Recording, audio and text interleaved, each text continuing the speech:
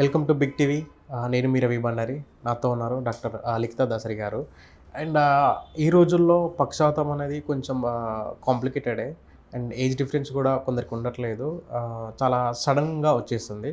So దీని గురించి క్లియర్గా మేడం అడిగి తెలుసుకుందాం. Hello ma'am. హలో. పక్షవాతం. సో బేసిక్గా ఏంటంటే ఇది ఏజ్ డిఫరెన్స్ లేకుండా సడన్గా ఇలా రావడం అనేది చాలా ఇంపాక్ట్ చూపిస్తుంది. యాక్చువల్లీ పక్షవాతం అనేది మేబీ ఒక ఫ్యామిలీలో పేరెంట్స్లో ఒకరికి రావడం వల్ల కూడా ఫ్యామిలీ పైన కూడా చాలా ఇంపాక్ట్ చూపిస్తుంది. అసలు పక్షవాతం అనేది ఎందుకు వస్తుంది, ఎలా వస్తుంది? సో పక్షవాతం అంటే మెడికల్ టర్మ్లో పెరాలసిస్.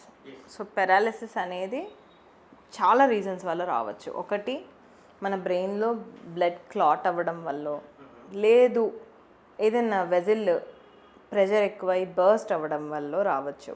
మన నెక్లో కొన్ని వెజిల్స్ ఉంటాయి, కెరోటిడ్ ఆర్టరీస్ అని. కొలెస్ట్రాల్ ఎక్కువ అవ్వడం వల్ల ఆ కెరోటిడ్ ఆర్టరీస్ బ్లాక్ అయ్యి అక్కడ నుంచి ఏదైనా ఒక బ్లాక్ వెళ్ళి బ్రెయిన్లో వెళ్ళడం వల్ల ఎంబాలిక్ స్ట్రోక్ అంటాం, అలాంటివి రావచ్చు. మీకు జనరల్ టర్మ్లో పక్షవాతమే, 4 కాళ్ళు చేతులు పడిపోయినాయి అంటాం, బట్ ఒక ట్రీటబుల్ కాజ్ కూడా ఉంటుంది. యూజువల్గా ఏంటంటే అలాంటి కండిషన్స్ మనం ఏదైనా బయట ఫుడ్ ఇన్ఫెక్షన్స్ వస్తాయి, చాలా రేర్, బట్ ఇట్స్ అంటే ఈ మధ్య చాలా ఎక్కువే చూస్తున్నాం మన బయట ఈటింగ్ హ్యాబిట్స్ వల్ల. సో ఏదైనా బాడీలోకి ఏదైనా ఇన్ఫెక్షన్ వచ్చింది అంటే అది బ్రెయిన్ మీద ఎఫెక్ట్ చేసి కూడా మనకి ఈ 4 లిమ్స్ అనేది ప్యారలైజ్ అవ్వచ్చు. బట్ మనం దానికి ఇమ్యునోగ్లోబులిన్స్ అలాంటివి ఇస్తే కనుక దాని గులియన్ బ్యారీ సిండ్రోమ్ అంటాం, అలాంటి వాటిని ట్రీట్ చేయొచ్చు. ఎంత ఫాస్ట్గా పారాలసిస్ వచ్చిందో అంత ఫాస్ట్గా రికవరీ కూడా ఉంటుంది దానికి.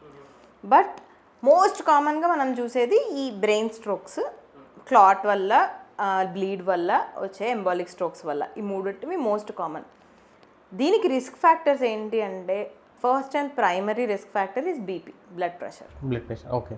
అండ్ డయాబెటీస్, ఒబేసిటీ, వీటన్నిటి వల్ల మనకి బాడీలో కొలెస్ట్రాల్ లెవెల్స్ అనేవి ఎక్కువయ్యి దానివల్ల కూడా మనకి ఈ బ్లాక్స్ కానీ బ్లీడ్స్ కానీ అవ్వచ్చు. ఓకే.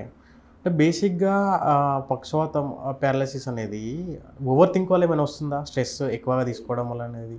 సో ఏం లేదు, స్ట్రెస్ ఎక్కువ తీసుకోవడం వల్ల ప్రెషర్ ఎక్కువైతే, అంటే బ్లడ్ ప్రెషర్ ఎక్కువైతే దానివల్ల వచ్చే ఛాన్స్ ఉంటుంది, but not because of just stress వల్ల.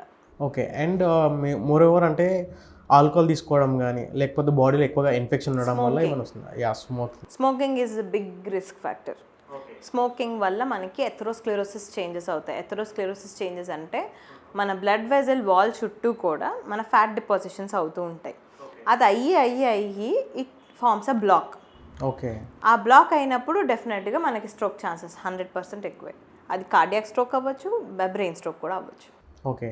అండ్ ఇందులో అంటే ఎన్ని టైప్స్ ఉంటాయి మేడం? బేసిక్గా ఏంటంటే ఒక పర్సన్కి పక్షవాతం రాగానే 24 అవర్స్లో ట్రీట్మెంట్ ఇవ్వాలి అండ్ నార్మల్ ఉండడానికి అని చెప్పేసి, తర్వాత నార్మల్గా ఉండరా అసలు ఎలా ఉంటుంది ట్రీట్మెంట్? సో మనకి గోల్డెన్ అవర్ అని ఉంటుంది. మనకి గోల్డెన్ పీరియడ్ ఏంటి అంటే, ఫస్ట్ మీరు మీ సిమ్టమ్ నోటీస్ చేసిన దగ్గర నుంచి హాస్పిటల్కి వచ్చే టైం. ఎస్. ఓకే. ఆ టైం ఎంత ఎర్లీగా ఉంటే రికవరీ అంత ఫాస్ట్ ఉంటుంది. అండ్ ఇంకోటి ఏంటంటే 2 types of strokes I told you కదా, ఒకటి క్లాట్, ఒకటి బ్లీడ్. సో క్లాట్ అనేది ఏంటి అంటే, మనం as early as possible treat చేస్తే ఇట్స్ 100% ట్రీటబుల్. ఓకే. సో మనం యాంటీకోయాగులెంట్స్ ఇస్తాం వాళ్ళకి, ఇంజెక్టబుల్స్. సో క్లాట్ కరిగిపోవడానికి. ఓకే. సో మనకి అది వాళ్ళు ఎర్లీగా వస్తే ఫాస్ట్గా ఇంజెక్షన్ ఇస్తే అది ట్రీట్ చేసేస్తే దే విల్ బి నార్మల్. కానీ మనం ఆ టైం తర్వాత అరౌండ్ 6 hours ఆ తర్వాత వచ్చారంటే డెఫినెట్గా even if you give anticoagulant there is no use, clot form అయిపోయిన తర్వాత. ఓకే. అండ్ మీరు 2 టైప్స్ చెప్పారండి, clot and bleed.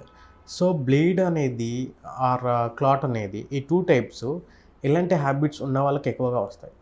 Uncontrol blood pressure ఉన్న వాళ్ళకి బ్లీడ్స్ మోస్ట్ కామన్. ఓకే. అంటే ప్రెషర్ అంటే ఏంటి, మన బాడీలో బ్లడ్ ఫ్లో అయ్యే బ్లడ్ ప్రెషర్ అంటే. సో ఆ ప్రెషర్ ఎక్కువ ఉన్నప్పుడు మన బ్లడ్ వెసల్స్కి ఒక రెసిస్టెన్స్ ఉంటుంది. ఆ రెసిస్టెన్స్ని మించి మన ప్రెషర్ ఎక్కువైనప్పుడు అది దాటుకొని బయటకు వెళ్ళిపోతుంది. So that is most common bleed.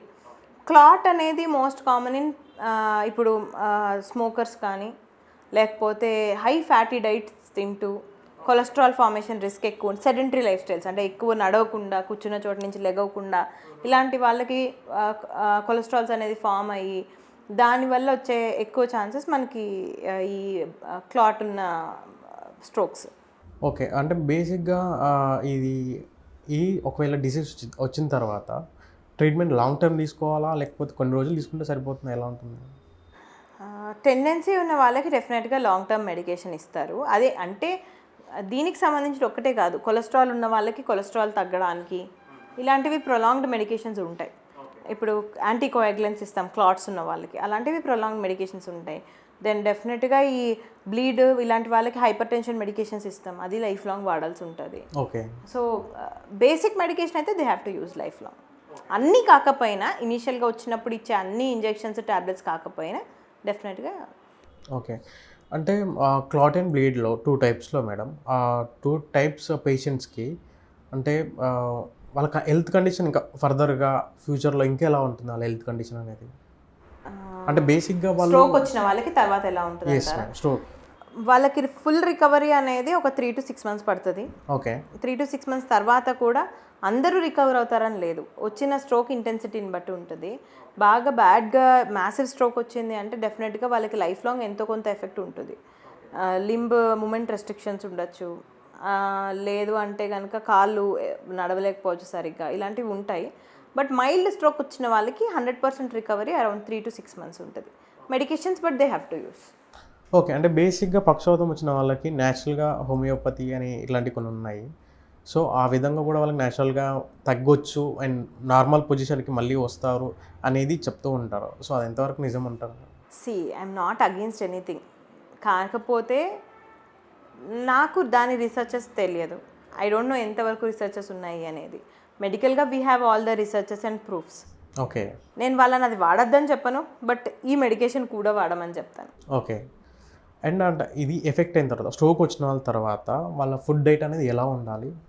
ఎప్పుడైనా స్ట్రోక్ వచ్చినా రాకపోయినా, షుగర్ వచ్చినా రాకపోయినా, ఏది ఉన్నా హెల్తీగా తిని ఇంట్లో తింటే కష్టాలే లేవు. ఓకే, హెల్తీ ఫుడ్ అనేది must and should. Okay, so చూసారు కదండి, డాక్టర్ లిఖితా దాసరి గారు మనకు హెల్త్ టాపిక్స్ పైన చాలా క్లియర్గా సొల్యూషన్ ట్రీట్మెంట్ అనేది ఎలా ఉంటుంది ఎలా అనేది. సో మీకు కూడా ఏమైనా డౌట్స్ ఉంటే కింద మేడం నెంబర్ స్క్రోల్ అవుతుంది, ఆ నెంబర్కి కాల్ చేసి కన్సల్ట్ అవ్వండి. Thank you so much. Hello అండి, నేను doctor Likhitha Dasari, consultant general physician and diabetologist, doctor Likhitha's general health clinic, Kondapur. For more videos like this, subscribe Big TV channel.